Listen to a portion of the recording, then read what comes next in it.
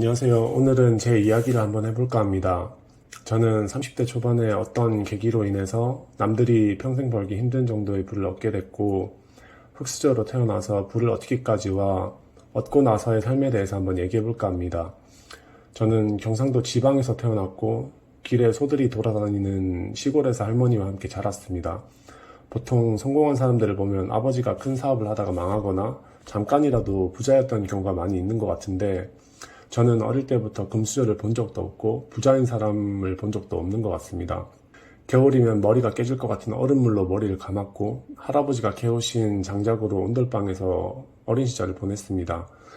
제가 중학교 때쯤 인터넷이라는 게 보급이 됐는데요. 그때 제 또래들하고 마찬가지로 저는 스타크래프트라는 게임에 미쳐서 인터넷이 동네에 들어오기만을 기다렸습니다. 인터넷이 너무 하고 싶어서 한국통신하고 하나로통신이 있었는데 매일 전화해서 언제 이 지역에 인터넷이 깔리냐 물어보다가 어느 순간 동네에 인터넷이 들어왔다고 하더라고요. 그래서 제가 아마 저희 시골군에서 첫 번째로 한국통신 인터넷 가입자가 됐을 겁니다.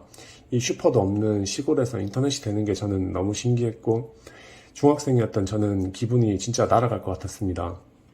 그래서 저는 중2 정도 때부터 대학교 1학년 때까지 게임만 했습니다. 아무것도 한 거 없이 게임만 했습니다. 스타크래프트, 포트리스, 아마 말해도 모를 만한 듣보잡 게임들, 아케인, 붉은 보석 같은 RPG 게임 등을 미친 듯이 했고 중2부터 대학교 때까지 통째로 인생을 날렸습니다. 인터넷이 보급되던 이 시기가 엄청난 큰 패러다임이자 기회라는 걸 저는 이때 몰랐습니다.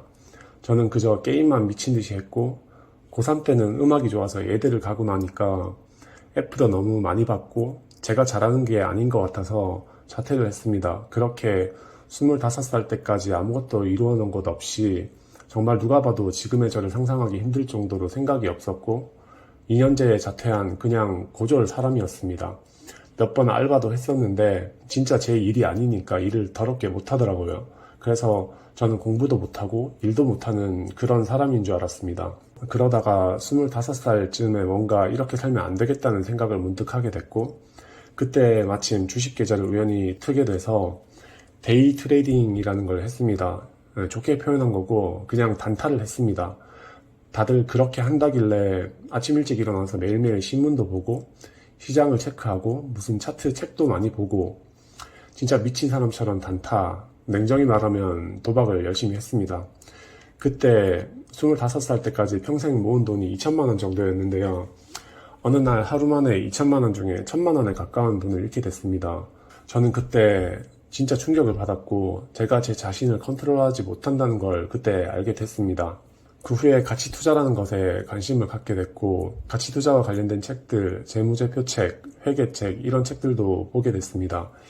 이 시기에 읽은 책이 아마 지금까지 읽은 책의 80% 정도가 되는 것 같습니다. 초창기에 읽었던 책 중에 이채원의 가치 투자라는 책이 있었는데 그 책이 진짜 쉬운 책이었는데 이 책 한 권을 보면서 진짜 많이 울었습니다.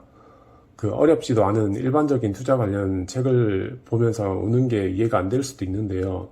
저도 그때 제 스스로 울면서 이상하다고 생각했습니다.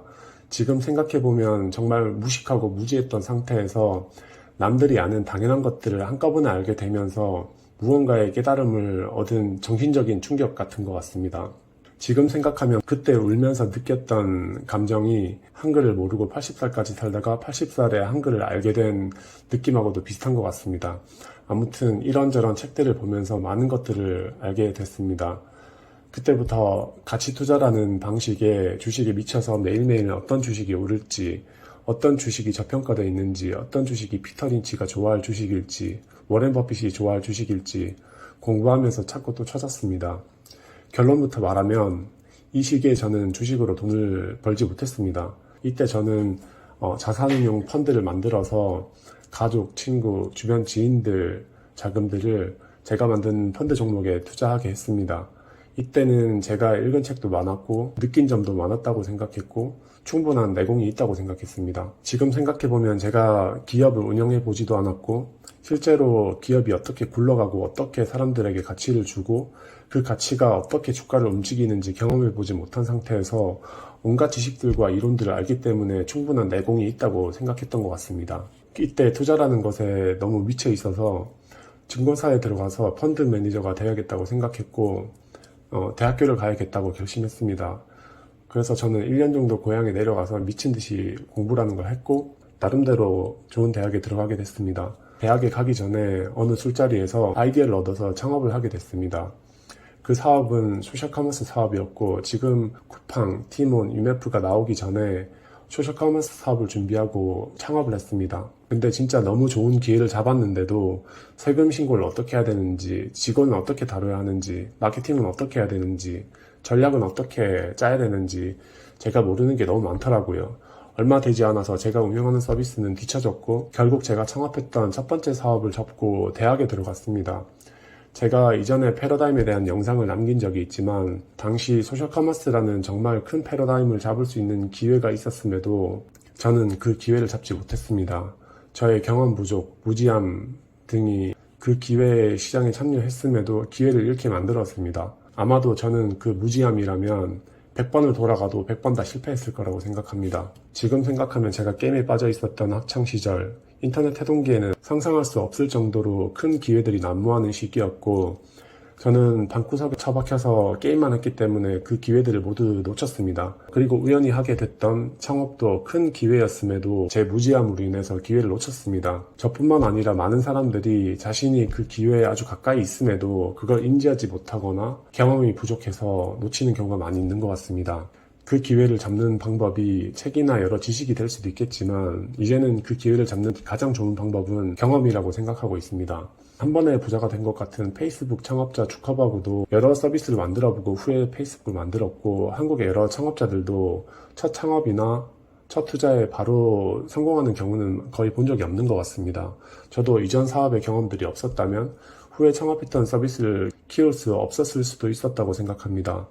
아무튼 저는 그 후에 대학에 들어가서 대학생이 필요한 웹사이트를 하나 만들었고 대학생들이 필요했던 서비스였기 때문에 1년 뒤에는 200개 정도의 4년제 대학이 이용하게 됐습니다. 그러고 1년 정도 뒤에 대학교를 다니면서 새로운 창업을 하게 됐고 처음에는 혼자 창업을 해서 기획, 마케팅, 사업 전략, CS, 세금 문제까지 제가 닥치는 대로 일을 했고 직원들이 하나둘씩 늘고 3년 정도 뒤에 시총 2천억 정도 상장회사에 인수돼서 저는 부를 갖게 됐습니다. 그리고 저는 그 후에 돈이라는 게 어떻게 해야 나한테 오는지 깨닫게 됐고 그 깨달음을 바탕으로 제가 업로드했던 카카오 투자 외에 10번 정도의 주식 투자를 했고 운 좋게 아직까지는 모두 손해를 본 적 없이 수익을 얻게 됐습니다. 그 깨달음을 얻기 전과 후의 주식 투자 결과는 정말 말도 안 될 정도로 결과는 달랐습니다. 아직까지는 운이 따랐을 수도 있다고 생각하기 때문에 앞으로의 투자 과정들을 모두 유튜브에 기록하고 제 스스로도 객관적으로 검증을 하고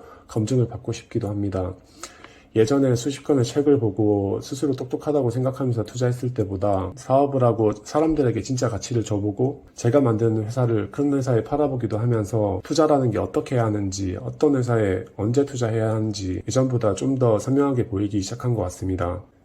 예전에 저는 성공하고 싶었고 부자가 되고 싶었습니다. 25살 때부터는 부자가 되려고 온갖 발악을 한 것 같습니다. 뼛속 깊이 가난한 마인드였던 저한테는 성공이라는 게 진짜 먼 이야기였고요. 근데 제가 25살 때 달라져야겠다고 생각했을 때 어떤 외국의 유명한 사람이 동영상에서 그런 얘기를 하더라고요. 요리에는 레시피를 찾아서 만들면 비슷한 맛을 낼 수 있는데 왜 성공에는 레시피를 찾으려 하지 않냐라고 하더라고요. 제 주변에는 성공했거나 부자인 사람이 전혀 없었고 그런 레시피를 알려줄 사람이 없었습니다. 부모님을 포함해서 그저 부자가 되어보지 못한 사람들의 조언들 뿐이었습니다. 그래서 저는 밑자의 본전이니 부자가 된 놈 말에는 힘이 있을 거라고 가정하고 그 동영상에 아저씨가 시키는 대로 했습니다. 매일 성공할 거다 외치라고 하더라고요. 진짜 매일 외쳤습니다. 주변 사람들이 부자가 아니면 조금 멀리 해보라고 하더라고요. 했습니다. 공부하라고 하더라고요. 공부해서 편입했습니다. 그렇게 조금씩 하니까 기회라는 게 오더라고요. 그 기회를 하나둘씩 운 좋게 잡고 보니까 이제야 이해가 됩니다. 왜 부자들은 계속 부자가 될 수밖에 없는지, 왜 다 똑같은 이야기를 하는지, 왜 99%의 사람들은 계속 가난할 수밖에 없는지 이제 이해가 됩니다. 저는 어떤 것을 이루기 위해서는 오로지 그것을 이뤄본 사람이 직접 하는 말이 나를 바꿀 수 있는 힘이 있다고 생각하고 있고 작가가 말하는 돈 버는 법, 10억도 벌어보지 못한 자기계발 유튜버가 말하는 부에 관련된 이야기는 나를 바꿀 수 있는 힘이 없다고 생각합니다. 제가 구글 창업자나 아마존 창업자처럼 몇억 명이 이용하는 서비스를 창업한 것도 아니고 몇천억, 몇 조를 벌어본 것도 아닙니다. 하지만 규모는 비교적 작지만 비슷한 경험을 했던 사람으로서 그것들을 경험하면서 깨달은 것들을 유튜브를 통해 이야기해보고 싶고, 그 깨달음을 바탕으로 제가 어떤 생각으로 투자를 하는지, 어떤 기업에 투자를 하는지도 이야기하고 기록해 나가고 싶습니다. 제 유튜브가 10년, 20년 뒤에 제 스스로도 제 생각들을 뒤돌아볼 수 있는 그런 채널이자, 성공이나 100억 그 이상의 부자를 바라는 사람들에게도 조금의 레시피를 활용할 수 있는 그런 채널이 되었으면 좋겠습니다. 시청해주셔서 감사합니다. 업로드가 되는 영상을 받고 싶으시다면 알림과 구독 부탁드립니다. 감사합니다.